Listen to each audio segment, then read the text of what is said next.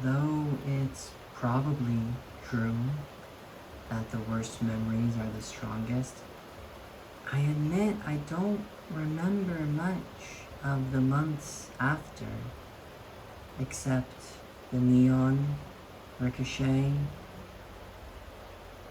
the orange smell of the street cleaners, my body's ugly sounds, staying up to watch the sun rehinge the balcony's angles. What I remember is how morning came and came, and I made the buzzing into a soft wall to drink the shock of touch.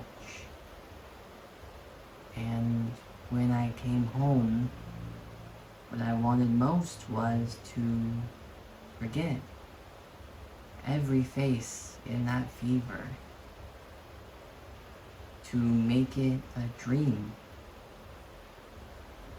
to leave it skulking in my bones and crack them open on the nights I needed my hurt back, and otherwise to return to skin, to pretty and unnamed, to being something almost tamed. I'm trying to remember how to kneel to the glass in my blood, to the reek of smoke that seeps from fractures, hairline, when the sun's too bright again, when my limbs are swollen facts, my face all puffy, gross in all the old ways. I'm trying to love the bugs who will remember me with taste, to roll onto their soft shell brains and let the stains say what I can't. I hated my body for loving what could only die. I hated it for forgetting. I hated it for being my ugly only chance.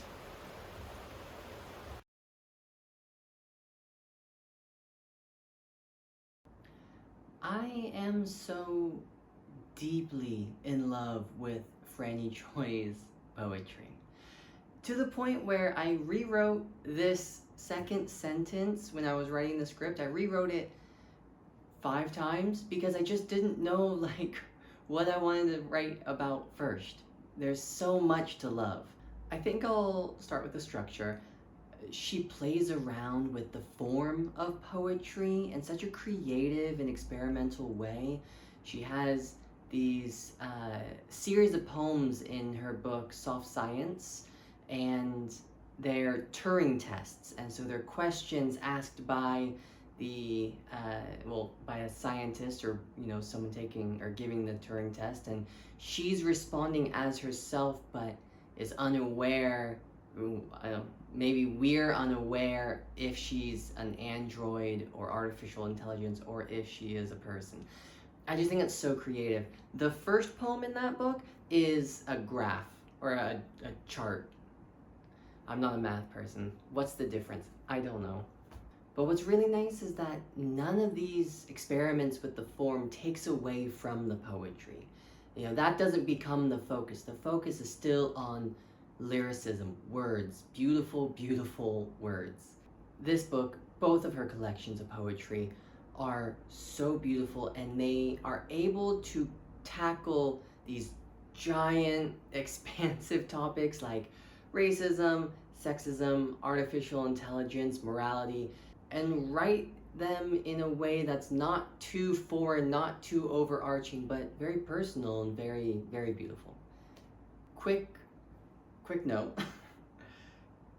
This book came out in 2019, and while AI, just as she writes about it, brings up a lot of morality questions, brings up a lot of questions about what it means to be human, and it is a very dangerous technology in the wrong hands, and it seems like we're using it for all of the wrong reasons. Um, All that being said, I don't think in 2019 she could have anticipated how stupid AI is. Like, yes, it's dangerous, yes, it's scary, yes, it makes us question things, but it's also just fucking so dumb. And I don't blame her for not expecting that. Don't go into this book thinking that you're gonna hear about ChatGPT or Grok. We're so doomed. So instead of choosing a poem that is a good representation of all those themes in the book, I instead chose one that has none of those themes. Not really. I chose it for personal reasons that will probably become clear throughout the video, but also because I wanted to give a poem that is still quite accessible. I think we can get into those more. There's a bird inside the house. And, oh. Okay. Anyway, we're gonna get into the more difficult poems, as the series continues, but I'm trying to keep it quite accessible for now. The third reason is that I have an idea for how I want to perform those poems, and I'm just not at that skill level yet. I don't know how to edit. I don't know what I'm doing. So, that'll come eventually. I don't think we can really dive into this poem without first taking a look at the title, Perchance to Dream. You probably recognize that as something Shakespearean. I don't know what you read in high school or college or whatever, but in case you don't have any context beyond that, Perchance to Dream comes from Hamlet, and it's part of his to be or not to be soliloquy. And it frustrates me to no end that that is the line that has become like a meme or has become so devoid of meaning because it's used in every cartoon and sitcom that is trying to show, oh, we're at a theater, oh, we're doing a play. He's talking about dying. Like, it's not just like a silly, funny line. He's talking about dying. To be or not to be. To live or not to live. So this soliloquy is about whether it is better to live even through all of the difficulties or if it's better to die. And we'll come back to that.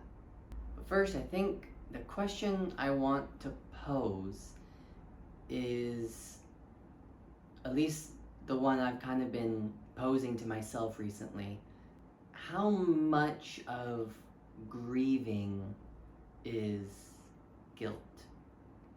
And can we grieve without guilt? And what do we owe to the people who have passed away? I guess that's not really just one question, but I don't know if this poem can answer it. I don't think it needs to, but we can at least explore these ideas with the poem. Because there is tragedy in this poem, and it's unnamed, but I think it's quite clear. She says, I hated my body for loving what could only die. So we know that there's been a death. But she, or as she says, her body, has mostly forgotten it, and the few months that have kind of come after. They've blended together, as she says, morning came, and I made a buzzing into a soft wall to drink the shock of touch. She doesn't even say mornings, plural. She says morning, singular, as in the same morning just keeps coming and coming and coming. So much so that it becomes this droning sound. And it becomes like a wall of sound, something so monotonous that she uses it to take the brunt of this event so that she doesn't have to feel it. She puts this wall up instead, like a numbing or a disassociation. She says she wants to forget it. She wants to make it a dream, and I understand that. We are by nature averse to negative feelings, and I don't think modern culture helps that very much. I don't think most societies have a healthy relationship with death. We give ourselves a few days to grieve. We take a day off of work for a funeral, maybe not even the full day, and then we kind of just move on. She says she wants to push the bad feelings and the memories to the back of her mind and then return to something almost tamed. She doesn't want those chaotic, difficult feelings, those animalistic feelings that we have that come out of us when we lose somebody. Instead, she wants it kind of tidier, put into a box, something more manageable. But I think that this is a disservice to us and to the person who has passed. And sometimes that's not really in our control, forgetting things, blocking things out. That is a trauma response. So I'm not talking about that. But sometimes we choose to forget things in the immediate, but that has long-term effects that I think do more damage. If we forget all of these important moments that cause us pain right now, we have less to remember of this person that we loved in the future. And then you have the survivor's guilt and the guilt of not keeping this person's memory alive.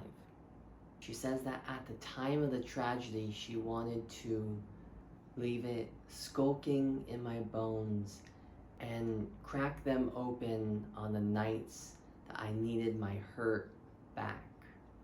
And I think this is probably where I should stop saying you and instead say I.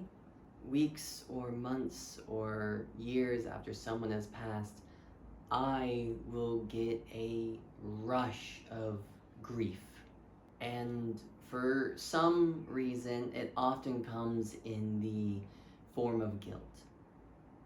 So the way I interpret that line is, I break it open when I need my hurt back. It's when I feel like I deserve to be hurt. I deserve to have that pain, that sadness. I deserve to feel that pain because I wasn't there enough for somebody while they were still here, or because I don't remember specific details about their lives or our memories together. And it doesn't really matter if that's true or not. It doesn't really matter if I wasn't there enough or whatever. That's just the feeling I have.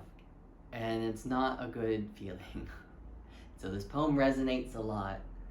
And after a while, when the numbing has subsided, when it feels safe again, we try to recall those memories that we pushed away.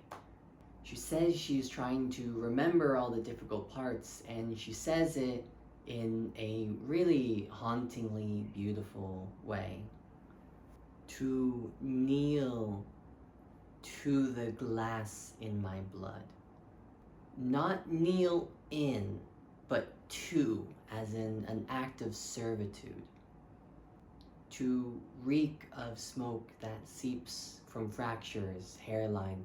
To find even the smallest fractures, even the smallest cracks, and revel in it. To revel in whatever faint memories that are still around. She's trying to hold on to any memory, even if it's painful, maybe even especially if it's painful. So how much of grieving is guilt? For me, it's a lot. But does it have to be? Can we grieve in a way that minimizes the guilt? Can we grieve in a way that shows love to not only the person who has passed, but to ourselves as well? Again, personally, I think the first step is to have a better relationship with death.